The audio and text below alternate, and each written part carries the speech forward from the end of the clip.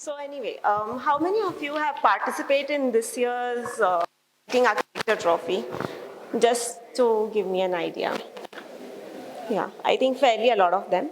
So for those of you who are not part of the trophy this year, who did not attempt it, I don't know if you're aware of the brief or if you're familiar with the brief.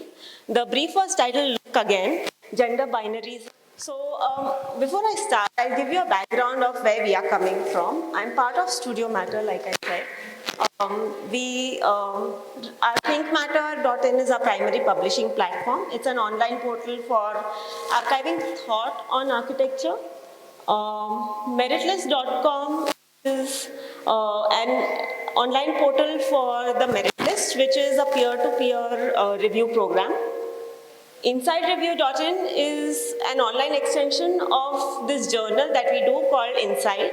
I don't know if you have come across it. It's basically a magazine on architecture. We don't only do content publications, we also do architecture projects. We organized the Frame Conclave this year in Goa, which concentrated on the topic of modern heritage. Prior to that, I have been the editor of Indian Architect and Builder for 6 years. I was also the curator for around 4 361 conferences. When I talk about all this, what happens is that, generally me and I run it with my partner Ruturaj, talk about it only in context of ourselves or our teams. But since the topic today is gender parity, I'm going to sort of tell you that I'm only one half of the practice and one half of only the partnership where I'm leading the firm. My second half is male counterpart, and there is no distinction between us or in our representation otherwise, nor in the teams. Often you'll come across a lot of people who represent Matter because they're equally part of our studio. Yeah. So, considering the topic of gender parity, which is a very concrete sort of theme for today, because, okay, yeah. This is on 5th of February. This is the context of India today, and I'm tying it back together to that. Is that this was in the news that the center has sort of informed that male troops would not accept women commanders, and hence women cannot be promoted to a certain level in the defense. What happens in such a situation, especially the times that we are going through, when our civic right movements are being led by women throughout, like you must be aware partly of how TCA protests are being led by women clusters across all cities. Go next. But then we also need to talk about what has happened through the jury, that we realize in the process that a lot of you conform to the idea that there is a male and there is a female. But there is a sort of idea of even invisible gender fluid, non-gender conforming. He, she, they pronouns that people are there to which of the essays have not acknowledged so far. This is a pride flag. As you may know that last year around October, section 377 was abolished or stopped being penalized in the code. In India, if you are not aware, third gender officially supposed to be on documents. Yeah. Boundaries that are also need to be sort of accounted for in our culture or in the dynamics of what we do. So then there are these idea of physical boundaries or perception of boundaries that we keep. These are these notional boundaries that we set as a society. And how do these spaces that we conform to or we design as architects sort of get inscribed into this perception of gender? This is a book by a South African architect. She documented a factory in Cape Town during the time of apartheid, and it is about a clothes factory. But what interestingly she documented was that in the factory itself, it was not just the blacks who were discriminated, but within the blacks, there were 2 staircases, and one for male and one for women. So it became even a further minority within a subset of a minority. This is a book by 3 women from Bombay. Shilpa Ranade, one of them, is an architect who runs this firm called D-Coop. They wrote this book called Why Loiter. Comes from a very in-depth research study, which sort of documents how the right to loiter only belongs to a certain gender. You see more men hanging around chai shops, pan shops, or late in the night, but a woman sort of cannot claim that space. And now, by extension, a lot of closeted, the queer community is not really out because of our society perceptions. This year there was this conference called Women in Design in Bombay around January 8th or so. I don't know if a lot of you attended. Brinda Somaya, an architect from Bombay, led the conference. So she did this same conference around 20 years back. And there was this question that was asked to her that when she sees women who practice in architecture in India, does she see a difference? And she said that even after 20 years, while you seem that it's much has changed, but much hasn't. And so then we come to the idea of hierarchies. There are set hierarchies within a system that go on. There is obviously the dynamics of power play. Me Too movement was the biggest movement that sort of caught US and also filtered down to the third world countries in some way. It is still a very large counter movement that goes on against sexual harassment. One of the more known, well-known architects, Richard Meyer, was part of the controversy, and it sort of seeped into this gender-conforming narrative. Yeah, go on. And the ignorance. So while coming down to the brief, this was a large part of the brief for this year. She is Dennis Scott Brown. She is part of Venturi Scott and Brown Associates from US. She was one half of the partnership of the practice, and she was also instrumental in authoring their book Learning from Las Vegas and a lot of things. But when the Pritzker Prize awarded the honor to their practice, it only named Robert Venturi as the lead architect, and it gave the award entirely to Robert Venturi, and Dennis Scott Brown was sort of kept out of it. From a lot of accounts, what happened is that there was a petition which came from Harvard. Two students from Harvard started a petition saying that she needs to be acknowledged in the Pritzker as a Pritzker laureate equal to Robert Venturi. Till now, out of the 40 people who have been awarded the Pritzker Prize, there have been only 2 women, out of which one. The other part was part of a larger practice from Japan called Sana Architects. And now she's part of the main Pritzker jury. When the Pritzker jury was sort of put on hold and they were asked to account for this, they could not do in retrospect because a certain jury awards the architect. So they issued a statement that while they cannot also issue an apology for it, but they'll keep this in mind in the future. But what happened to Dennis Scott Brown is also one story where when the Pritzker committee called Robert Venturi, it didn't occur to him to say that, no, my partner is an equal part of this, which he went on record to do. Which brings us to the larger question that who features in these narratives and who's left out, and because of what accounts. Because when you read about and I read about it, I'll always read it as Robert Venturi and never as Dennis Scott Brown, if not for the petition that came about. And then why these has become very important, because the or sort of whatever has happened till now, whatever transpired, is your documentation. What you write about is what is documented. What you don't, left out. So then this brief was about looking again, because when you realize that who you are leaving up, which is highlighted in blue, are sort of rhetorical questions for the participants to think about what can be part of the whole discussion. So the larger points, which is about whether it's about gender equity, whether our function of academia or practice become markers for a certain preference, whether towards a certain gender, by the way our systems are set.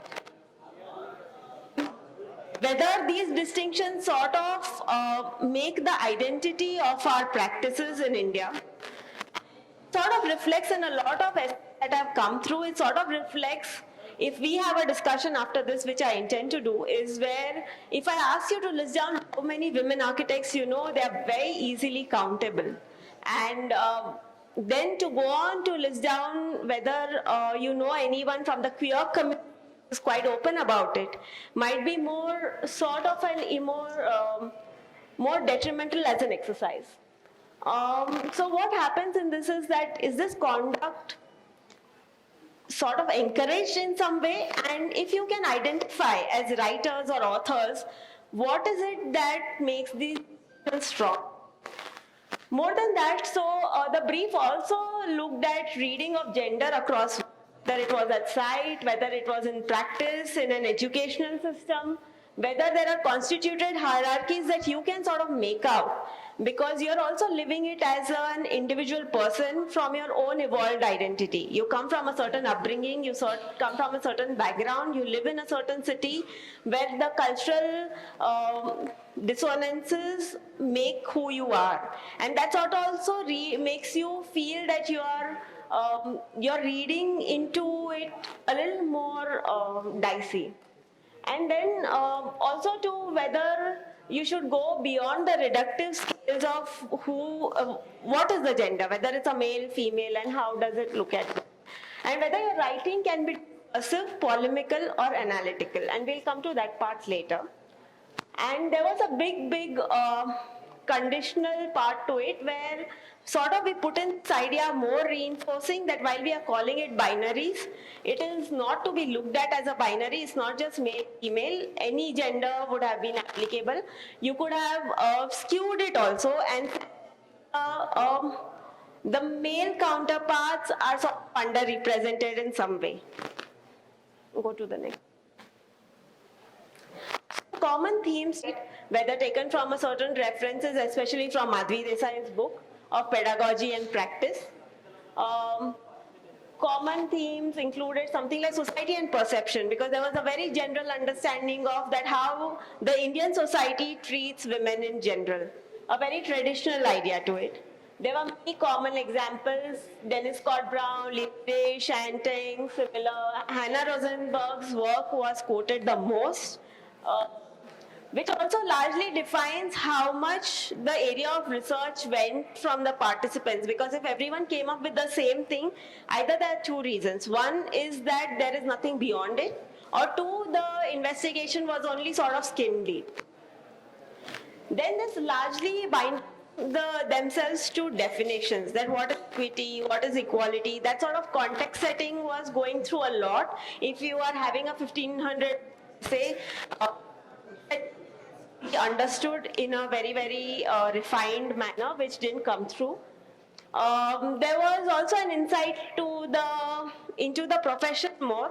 Nobody looked at architecture as beyond just a practice. Everyone talked about pay scales and things like that, not as a discipline overall, a pedagogy or discourse, and we'll come to that. There are a few things that came about. A lot of people did personal surveys. They undertook a larger effort and sort of documented a larger survey idea. Of course, that was much more appreciated. A lot of people sort of spoke of the gender as a spectrum and saying that, you know, it's not just one sort of directional linear understanding of gender. Very few of them had one idea and focused on one thing. One or two spoke about discourse in general, introduced a theoretical framework that we felt was sort of missing largely everywhere. A lot of people brought in practice, but they sort of couldn't bring in an exact idea of what sort of imbalance, what sort of pay issues, or what sort of media representation they were talking about.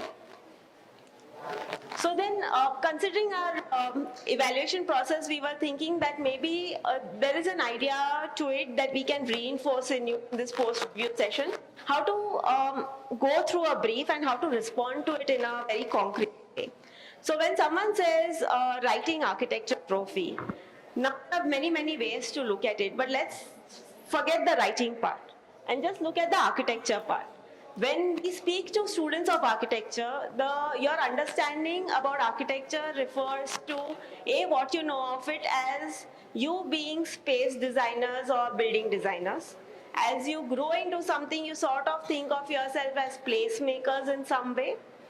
But then you forget the main part of it, which sort of colleges introduce in the very early aspect, which is humanities, is that we are largely a cultural construct within the society. Architecture as a profession, we are a profession. We are not service providers. However, a lot of people may tell you, we are a profession. We stand with lawyers and doctors as professionals of society. So when that happens, we are a cultural component of the society. We are not with artists in a very literary way, but we are also not with the technical service providing people. Then we go on to pedagogy, which is what you are going through. There is an educational system and that you sort of undergo. You are introduced to technical courses, you are introduced to subjects which are supposed to widen your horizon while you don't think of it that way. If you look at your syllabus in a more comprehensive manner, you'll realize that you're introduced to society a bit, you're introduced to cinema a bit, in some way for you to have a broader, more liberal, progressive way of looking at things, and which is what pedagogy is supposed to do.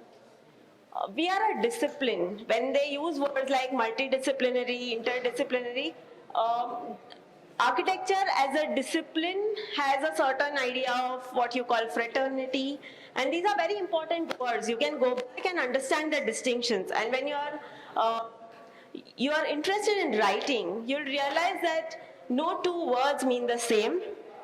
Even if they do, by placing them in different contexts, they can mean very, very different things. So when you say something like discipline, you understand that architecture is not where you build a practice, you serve, you make buildings and you go back.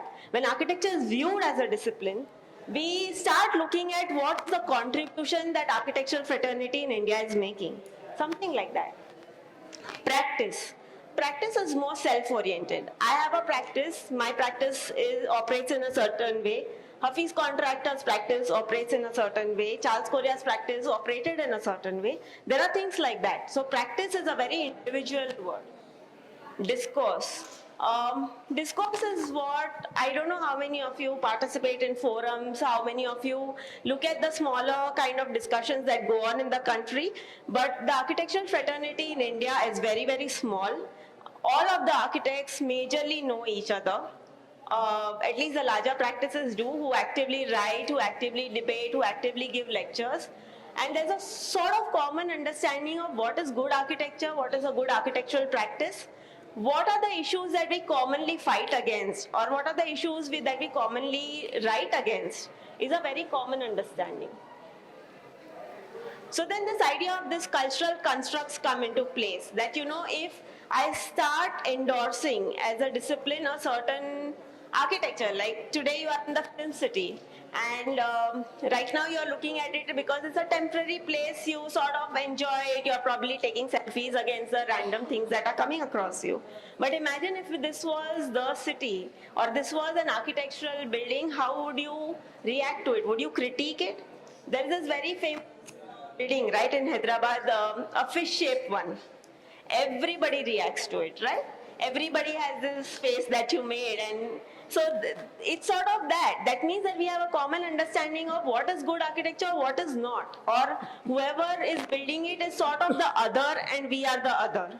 But that means that if we are culturally endorsing something good, maybe another fish building won't happen or will happen, whichever way. So now imagine it as a cultural construct, and you are an architect. Now there is this Women Design Conference that took place this year. It had architects from all over the world, including Billy Shine, who is building the Obama Presidential Center, to one of the first and only, I think, women contractor from Orissa.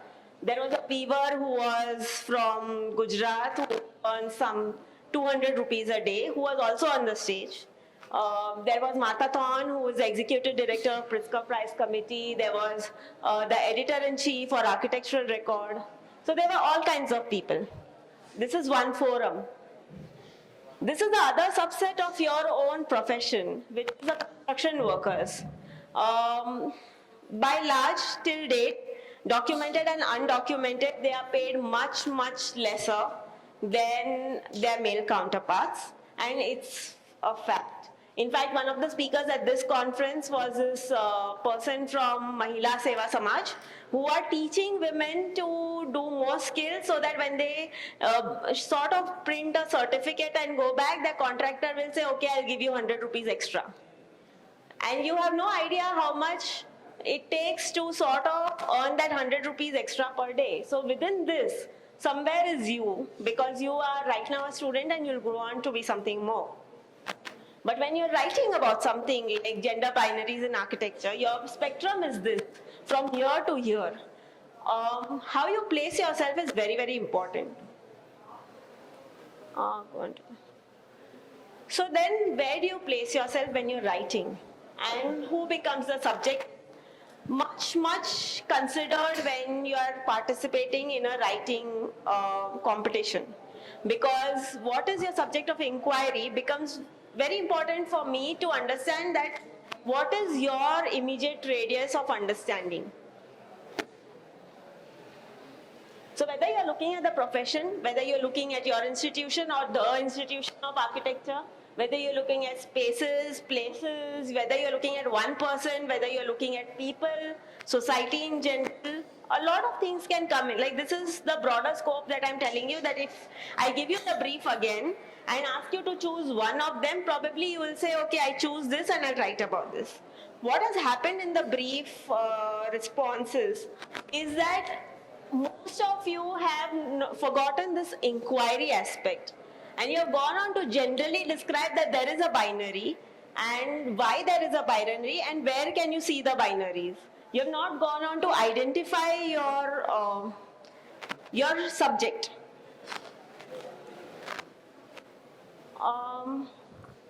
This is Samira Rathod as a conference. So Samira Rathod is,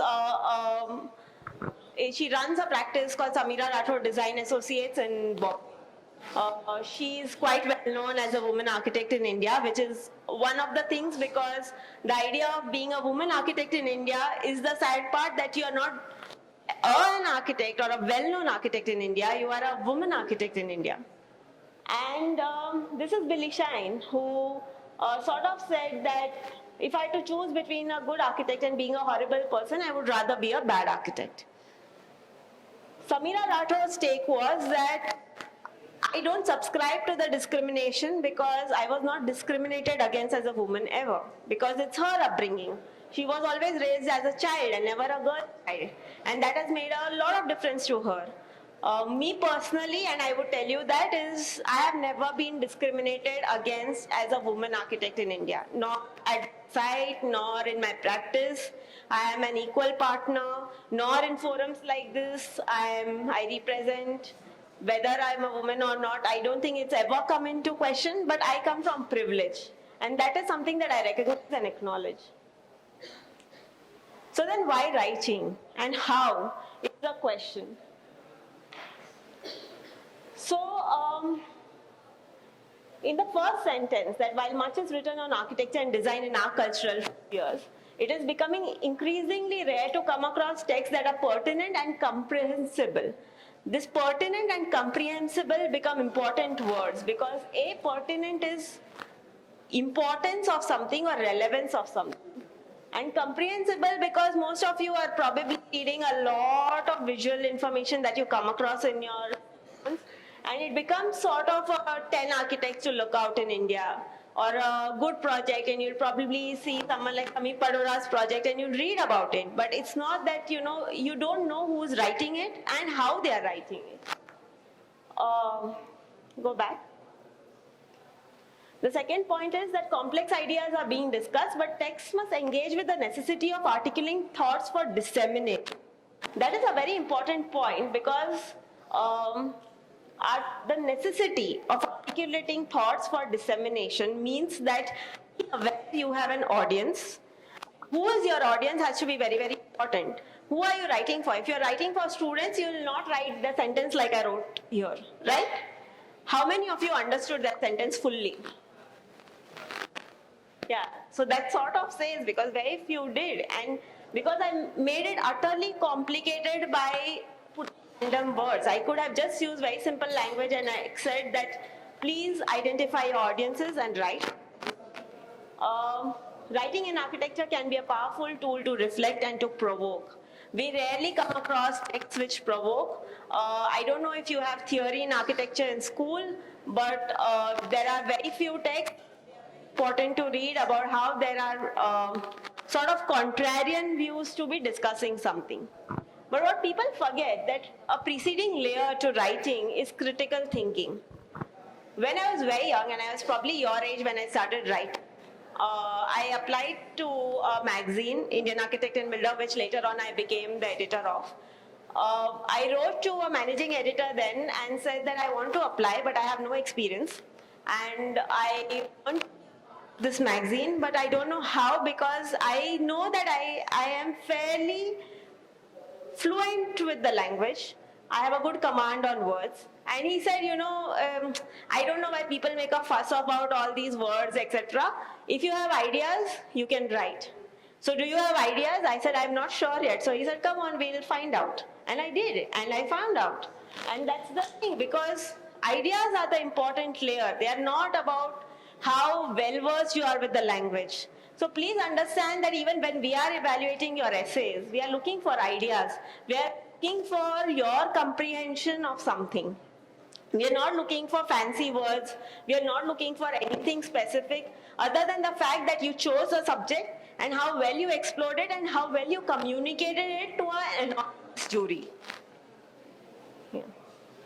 And then this idea of authorship, because you are writing, and see, it's not a collective effort. When you're part of NASA, you come in as a representing a certain college, you go back with pride, you say we won the trophy. That we becomes very important because it has a collective idea to things.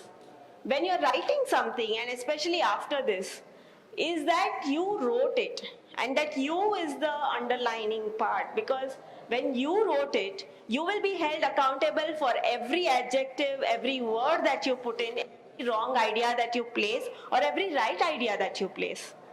The quotes, a lot of people, which I actively put only these three, a lot of people Google online for a good quote, which a lot of essays that you have sent in have, is please understand the context in which that quote was said. But also understand that when you're quoting somebody, you have to be fully aware of what you're writing, and then you are saying that I read this person, I understood this person, and I'm re-quoting it back to you. So this authorship idea is where every time you write in a wrong way, I can pull you up and say that, so and so, this is not how you write a certain idea. So again, the same questions. After you understand all that, again, how do you place yourself and who becomes the subject? So I'll just mainly talk about writing. So writing can be looked at in many ways, okay? I'm giving you a 1500 essay, or if I give you 75 words to write, believe me, 75 words to write is much harder than writing a 1500 essay. Because in 75 words, you have to convey. It's sort of like, imagine you went to a good movie and one of your friends asked you how the movie was. If I say 1500 words review, you will go on about it. You'll talk about cinematography, you'll talk about production, blah, blah, blah, blah, blah, blah. Then he says do it in 300 words and you sort of cut it down. When he says 75 words, you'll actually get to the point and say that the storyline was weak and the production was good. That's it. That is all that you needed to say in something. So there are various ways of writing something, and there are various ways to analyze it. So there's something which is the functional way and structural way, like you introduce why you write and who you're writing for. There's a purpose to your writing. There's an intent. It's relevant in a certain context. But this descriptive, polemical, and analytical part, I'm going to be more specific. So when I give you an essay, if you're being descriptive, you just put in facts and say, So many architects in India, out of which 47% are women, these many are men. This is why we feel that more women are not coming into the profession, blah, blah, blah, blah, finish it. Polemical means argumentative, is where you're provoking and you're saying that, you know, this is because of these reasons and this is sort of an overlooked aspect and how dare they. Analytical is where you do surveys and you do all that and you say that I surveyed all of this, this is my analysis and this is how I sort of came to the conclusion that this is the problem with the whole issue. Whichever way. The objective, subjective, creative part is, suppose I come to this space and I ask you to be objective and you say this is a sort of a warehouse container like space and it's sort of just a shelter. People can hold forums, there's no real identity to the place. Subjective is where you were here and suppose you like had your first date here or marriage here, it becomes subjective because you form an association to the place and you sort of describe it in that way. And creative is you sort of make it a fancy and say this is like a lair for aliens or something like that. So one of the important parts is to, a lot of you use big words and through your essays you, one of them I'll come down to. Something like equality and equity. Equality is not equity. Equality is an outcome. Equity is the process. It's like imagine all of us have got a pizza and then you say that, you know, but there are 5 people. If we need to give it to the 6th person, we'll cut one more slice out of it. When you cut one more slice of it, it becomes equality where you are saying, okay, you know, you all got it. Equity is saying, thinking that what if there are 2 more people, let's cut already 7 pieces in advance and account for every possible person who is going to take part in the discourse and be that. They're 2 different words. A lot of you interchange them and that's, the more people read a lot of essays together, they realize that this is very confusing. Similarly, for words like modern, modernism, modernity, they are all 3 different words. You have to figure it out, they are not interchangeable. And the relevance of a position. You have to be more effective in your writing. You cannot be general about it, that you know this is the problem, this is what has happened. This is not report writing in some way. Especially in architecture trophy, you have to take a strong position and say something saying, from where I look, this is black. From there, if I'm looking, this is white. Whichever way, there has to be a very stronger agenda to your. So the effectiveness of your writing. This hence proved approach doesn't work. Take things like how you do your science experiment. You say, this has happened, so I say that this is a problem. This is not that Haim hypothesis thing doesn't work here. This is not the hence proved approach where you sort of treat it as a 12th standard answer. Second is this ambivalence, you know, where you are not really sure. You say it's a problem, but I personally have not faced it, so I'm not really sure. A lot of writing style which is more ambivalent, where they are more like, okay, but I think this is an issue, but I truly don't believe in it, sort of that. So I don't know that who's writing, whether, I don't know how many male architecture students wrote for gender binary, because all of the essays that we have received except sort of lean towards the issue for women. So I don't know why that has happened, but we can discuss it afterwards. One focus that I spoke about, advocacy versus solution. Let's see, when you're fighting for something, it's a very different thing. You can't provide solutions in a 1500 word essay and say, if we do this, this is the solution to solve this issue overall. Okay, ethics is something is almost, you would have realized that when I'm showing you all of these things, except for the quotes, when I'm showing you images, I have not credited a single source in my presentation, which is wrong. because these are not my images. I'm obviously not taking images of the book or of other things. That construction worker's image is not my image. So even if it was, there is a certain idea to sourcing and then crediting it. Plagiarism is a very big issue. One of New York Times reporter got caught for plagiarizing last year, and he was jailed for it. And it's IP is a very, very important thing to understand. You can't just lift things off the net because it's available for you.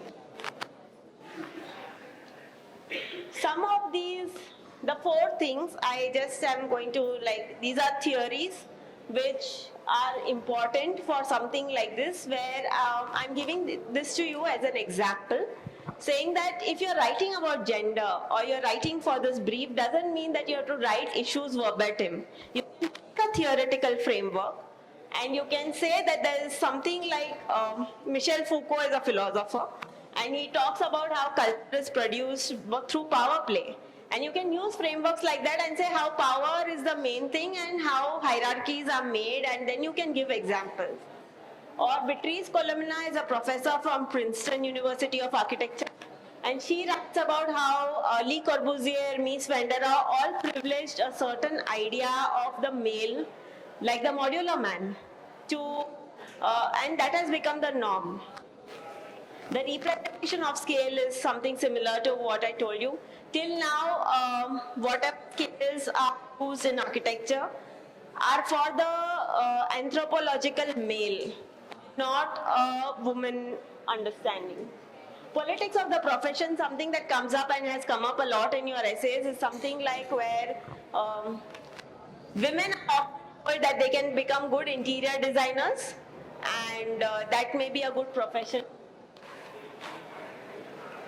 So this is my last slide, and I'm going to just leave you with this, that writing is about writing out an answer or a response. Charles Correa, when he was talking about the third world architecture, he was not talking about writing, but this is one man who practiced, actively wrote. He wrote in newspapers, he has written books, and he has written books not just about his work, but on ideas.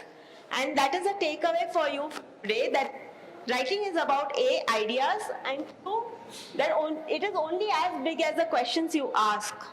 It is not what you're writing, it's about what you're writing for, and that is the most important thing. I think after this, if you have any questions about the brief, and if you want to talk about gender in some way, because I think there will be a lot of questions about it, either you can come up to me and speak, or you can ask the questions openly in the forum. If you want a feedback on your particular essay also, we are open. The other jurors are not here, but it's an open format. You can come and discuss with me, and I can tell you what exactly could have been better with your essay, because even if your essay is the best and is winning the citation, it's not that it doesn't have scope for improvement.